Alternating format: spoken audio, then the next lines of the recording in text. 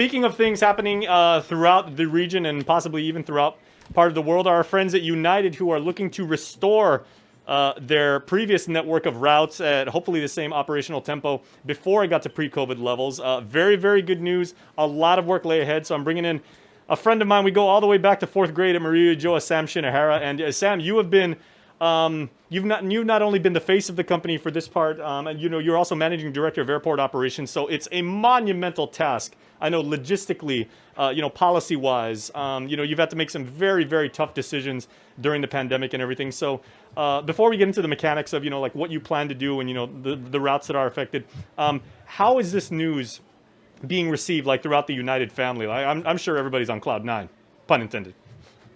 Hey, Jason, thanks. Good morning.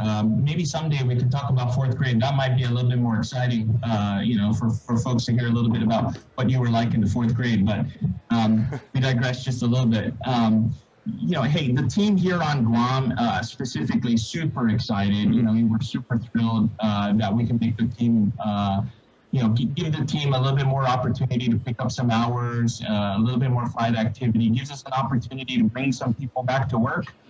Certainly gives us an opportunity to grow the base a little bit more. So we're super excited about that. But outside of Guam, I got to tell you, our team on the network planning side, these are the guys who actually schedule the airplanes, determine where we're going to be flying, how often we're going to be flying, when we're going to be flying it.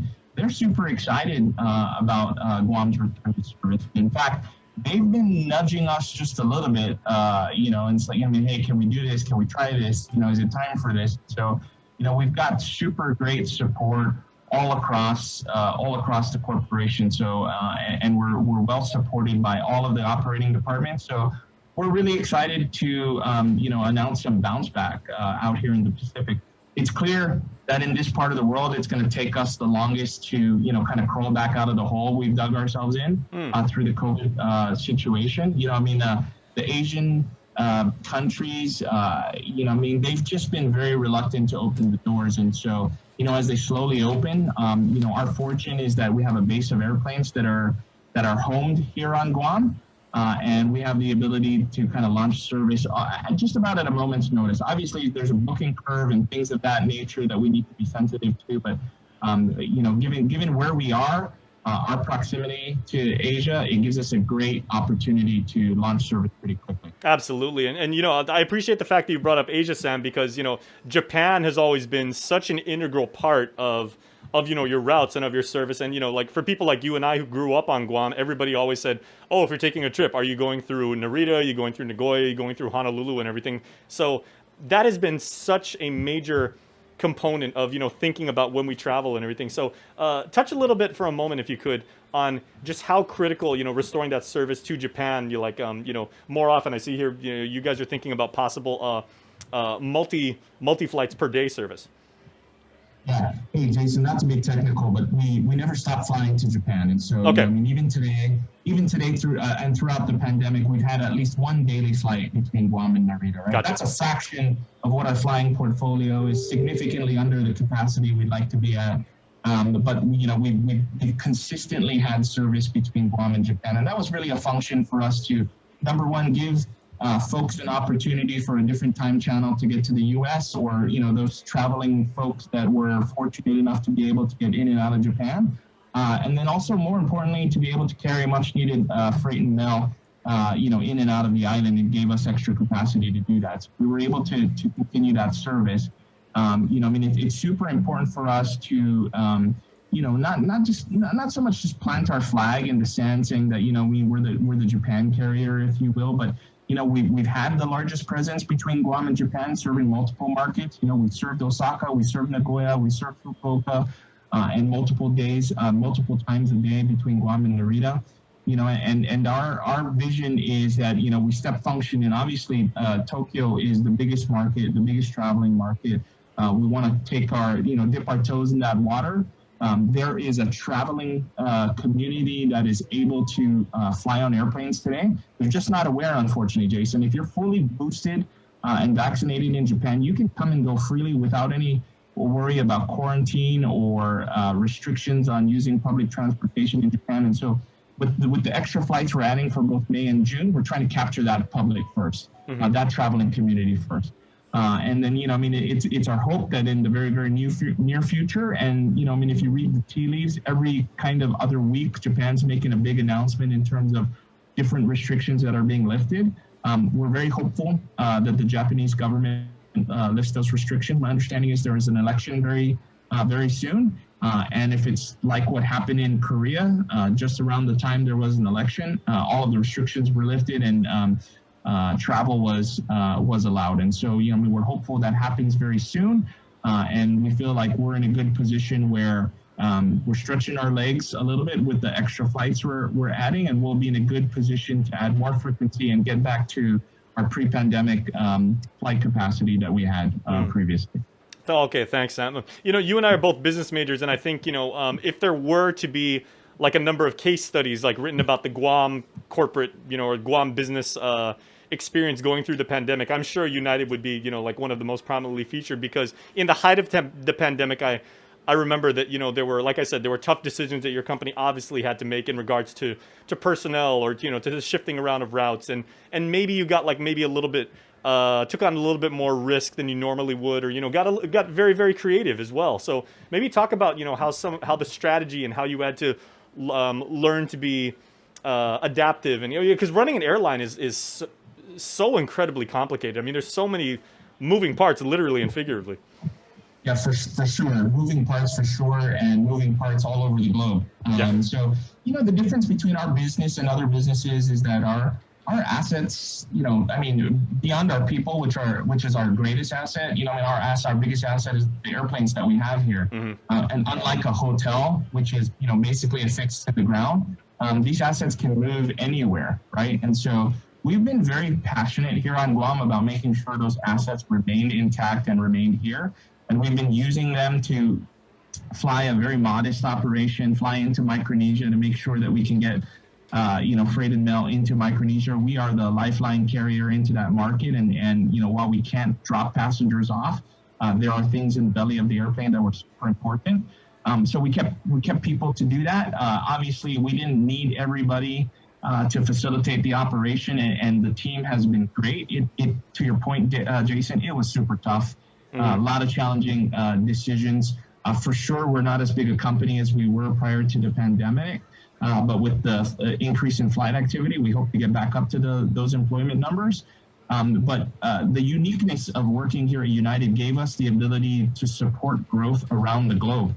And believe it or not, I had ticket agents, ramp agents, flight attendants, pilots that were TDY into different stations. For example, I've got a handful, I think close to a dozen ramp agents that are currently in Philadelphia experiencing the brutal cold weather for the last couple of months. Ouch. Helping to load airplanes. We are having a significant challenge staffing up across the U.S. It is not, specific to United Airlines. This is a recruiting issue across the globe. And we're growing. Our airline is doing a good job putting back in new service, increasing frequency between markets that need it.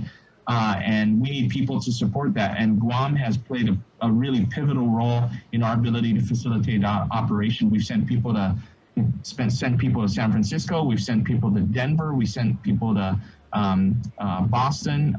So the team and Florida. And so the teams have really been instrumental in us being able to facilitate that growth. And quite frankly, not for the team on Guam, we wouldn't have been in a situation where we would have been able to continue that operation.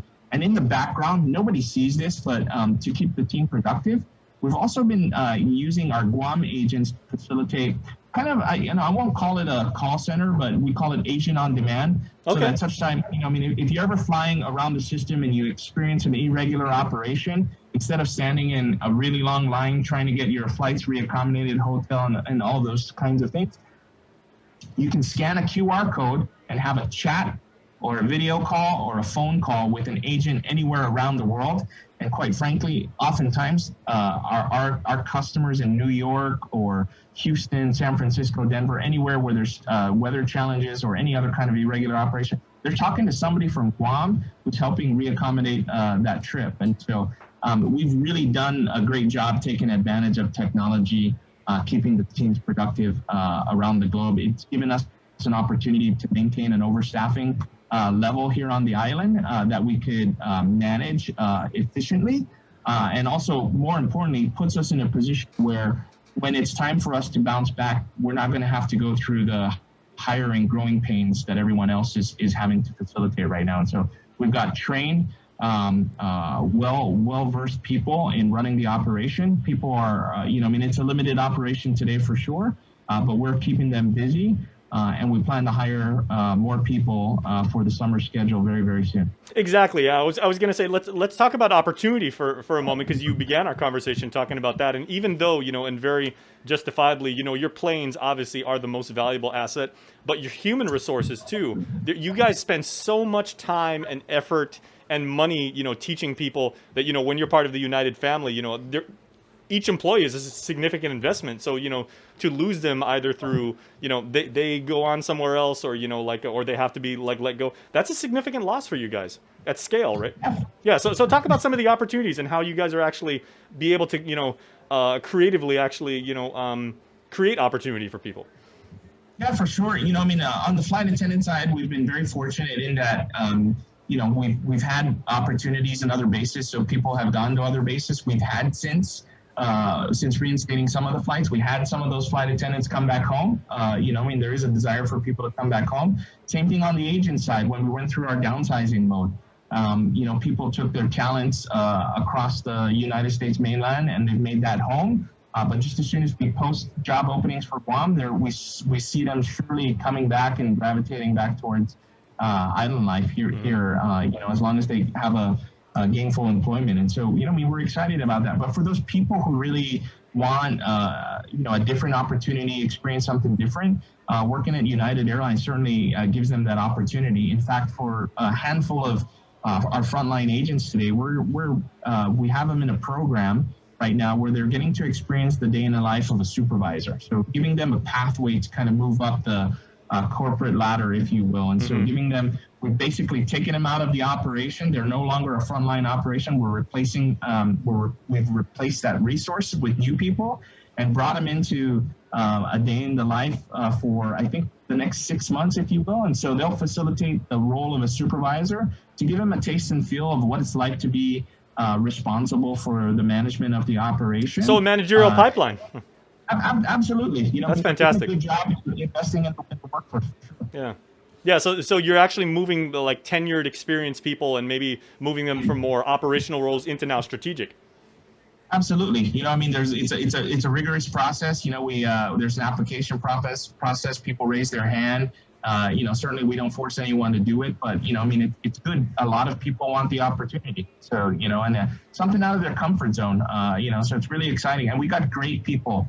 The talent pipeline here on Guam. We've got so many people who have gone onto the United States or elsewhere and are doing great things within the corporations. We're really excited about that. Oh, fantastic. But Sam, I know from my own friendship with you, you've been with the company for a very, very long time. And you know a lot of the operations, like the back of your hand. So the company is in good hands right now. Hey, I appreciate that. I don't know that I know it like the back of my hand, but it is, we're lucky. We're blessed with super great people, people who work here at United Airlines. In large part, it's not just a job; it's home for them. It's a family, and so we're really blessed with people who are really willing to roll up their sleeves and work with us through the hard times. And so that's why we're really, really fortunate here. So it is. When I ask for something, I never have to ask twice. The team's always so great and gracious. I'm very fortunate. Thanks for that, Jason. Appreciate it. All right. Hey, no problem, man. That's what being part of a progressive business is and everything like that. And you guys are certainly one of the beacons of light here on Guam. So thanks for everything you do for our community, Sam. Hey, thanks. And likewise, man, at our media event, I was very, very careful to make sure that we thank all the media participants. The pandemic has been hell for everyone, and it certainly has been hell for you guys, but thanks for keeping the community informed and well aware of everything that's going on. It's super important everyone stay up to date. So, all right. Good luck to you. Hey, well, Sam also from the class of 92. So Sam, real quick though, and this obviously this has nothing to do with United, but we were talking about this the other day, is we're trying to figure out what all the classes are doing for their schools. So what is JFK? Have you guys even begun to plan anything aside from the reunion? Are you guys doing anything community service wise? I'm sorry, what did you say? What is the school doing? Oh no, what is JFK doing? Oh, okay. Throwing okay, JFK Sanchez again. JFK, here we go. Yeah, you guys beat us in homecoming. I know. Throw that in my face. You married a Sanchez girl, though. May I remind you? I'm very fortunate to have done so. Probably best decision I made in my life, Jason. Yeah, my salutatorian, by the way.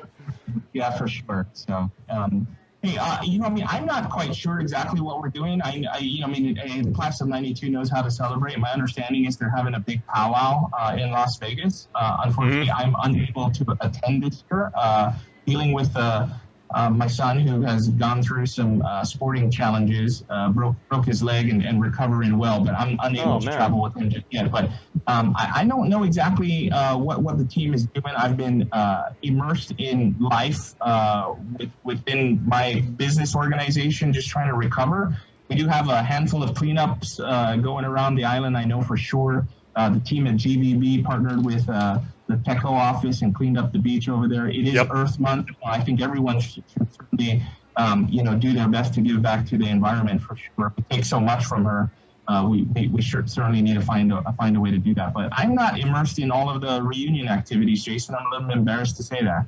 Well, me too. Like, I ran into a couple of my classmates just on Sunday, and I was like, hey, guys, what are we going to do? We're going to replace the sign. The school could need it and everything like that. But, if any of your classmates ever want to reach out to us and tell us, what they're doing for the community or how people can support them and everything, just tell them to DM me, man. We'd be happy to get the word out.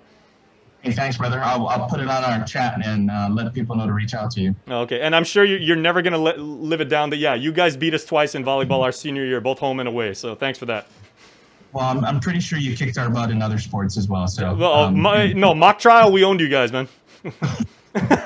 Jason, since you opened up the door, I'm really super excited that Steve Pangolinan from FD put out a petition to put the leagues back together. Another one of our classmates, yes. He's a great man. I think it's silly that they're separated. The kids are suffering from lack of competition at the resort as a result. And so, hey, if the community can band together on something, we should bring people closer, in sporting events and just across every effort that we have. But, I think it really starts at that educational level. And I think it's really just silly that they're separated. And so people need to find a way to chuck the politics aside and do the right thing for people. Absolutely, man. We can get that initiative pushed through. Yep, it's all about the kids, man. Hey, Sam, appreciate your time, brother, man. Take care and thanks. Hey, best of Lorraine. All right, have a good one.